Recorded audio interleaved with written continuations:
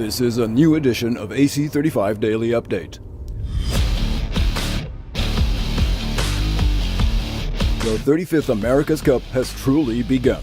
With 6 solid races yesterday in Bermuda, the Louis Vuitton qualifiers delivered, as promised, one of the greatest sailing shows on Earth. And the first glimpses of the real balance of power on the racecourse are becoming apparent. After inflicting a 2-minute and 11-second margin on Francama in race 1, defender Jimmy Spithill then barely pulled off a win by a handful of seconds on Peter Burling in race 2 with a classic tactical overtake at the last leeward gate. Yeah, well, they made a bit of a fundamental error up there, and we've got a playbook that's pretty well developed now by Philippe Presti, Andrew Campbell, so Tommy, Kyle, myself have spent a fair bit of time with them, and there's a lot of situations like that. So, thanks to Philippe and Andrew who have put the time in, and we all sort of knew what the play was.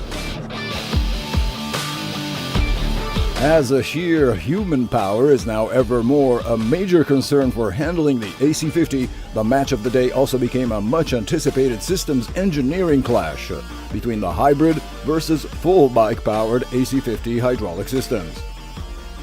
Also beating Groupama Team France by over 2 minutes, Team New Zealand, however, had Oracle Team USA on the ropes for most of the race. So this is just the beginning. You could get away with a few mistakes, and I think we saw that in a few races. We made a lot of mistakes against Oracle. They made a few mistakes as well, and it just netted out to them in the end. But come the end of this, when everyone really tightens up on their processes, you're not going to be able to make one mistake. It's just going to be, one mistake's going to cost you the race. A frightening collision at the start box between Land Rover VAR and SoftBank Team Japan in the last race 6 proved just how dangerous modern sailing can become and revealed some new safety weak points when it comes to protecting the crew. Yeah, we came down from Toowoomba. We were charged into sort of a lowered overlap, and basically they just didn't keep clear. Well, we were in the pre-start.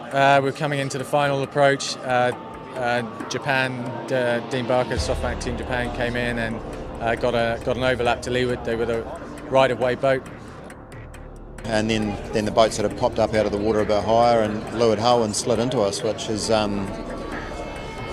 it's pretty frustrating to get a whole lot of damage, needless damage to our boat. And unfortunately, just at that instant, we had a sideways slide on our foils, and so it brought the boats together and caused some pretty serious damage. So it basically hit all the guys as their hull sort of came down on top of our hull, and it's put a big ding in the bilge of the boat and broke the steering wheel, and hopefully not too much other damage. So no one wanted or was looking for a collision there. Sometimes that happens. And, again, I thought we did a great job to get around the course considering the damage that we had. Safe for the Americans at the top with a 2-0 and the French at the bottom with a 0-2. Day 1 was all about mixed results. Artemis Racing, a strong favorite, defeated SoftBank Team Japan in race 2, only then to succumb to Land Rover VAR in race 4. And now, with all the latest from Bermuda, here is Nautical Channel correspondent Nick Douglas with the analysis on Day 1 of the 35th America's Cup. Hi Nautical Channel sports fans, this is Nick Douglas, the Sailor Girl in Bermuda. And today we had racing. I know, I'm very, very excited. And we had 6 races because we had 2 extra races making up for yesterday's loss of racing. We have 4 teams on 1 win each and 1 team on 2 wins. Absolutely incredible. We saw Artemis Racing beat Japan. We saw Japan beat Land Rover VAR, and we saw Land Rover VAR beat Artemis Racing, just to give you an indicator on how close this is. And my personal favourite race today, the matchup of the finalists from the AC34, the 34th America's Cup, right here for the Louis Vuitton America's Cup qualifying series, Emirates Team New Zealand versus Oracle Team USA.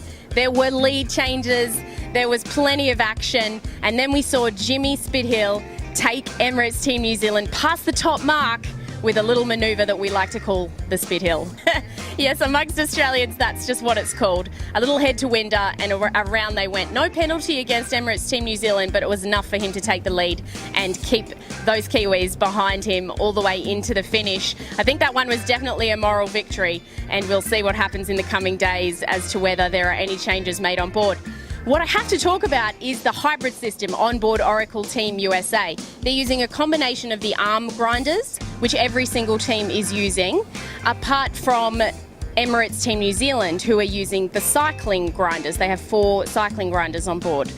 Oracle Team USA have 3 pedestals, like traditional pedestals, but they also have a cycling pedestal at the back.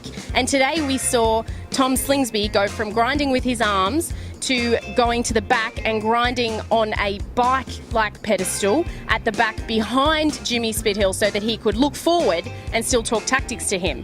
We then also saw on another jibe someone swap into that bike position and Tom Slingsby move on to the helm, with Jimmy Spithill moving forward onto the arm pedestal, resting out Tom Slingsby. This is something that I didn't expect to see personally, and it was just incredible, absolutely incredible. So a few things that I saw today that I didn't expect. The hybrid system was something that I'd heard of, but I didn't expect to see them actually rest Tom Slingsby and give Spithill a rest off the helm as well. I have to say that everybody was so aggressive. Not only the Spithill manoeuvre at the top mark that I already spoke about with Emirates Team New Zealand, but the race where Land Rover BAR matched up with SoftBank Team Japan. It was the last race of the day and definitely the most action-packed. Leading into the start, we saw a left shift occur and pin lay was tight. Dean Barker came in so close, just enough room, I think, with that windward rule. And unfortunately, Ben Ainsley was not able to keep clear effectively. His leeward hull went up into the air as he took his boat to windward, and it came crashing down on top of SoftBank Team Japan, breaking SoftBank's wheel and actually holding their boat. They managed to finish the race, Land Rover BAR, but then they continued foiling after they finished to keep the hull out of the water, and once they got it back to the dock, Ben Ainsley said he's never actually bailed out a boat since his Opti days, but they were definitely bailing. So there's going to be some sleepless nights ahead for both those shore crews as they ready their boats for tomorrow, because there will be 6 more races with 2 additional races again to make up for the loss of races yesterday. Plenty of action leading us into this fantastic event that is the Louis Vuitton America's Cup. Stay tuned tomorrow for a brand new edition of AC35 Daily Update for all the latest from the 35th America's Cup in Bermuda, and with the exclusive analysis of Sailor Girl and adventurer Nick Douglas. Plunge into the action with ETNZ Sports.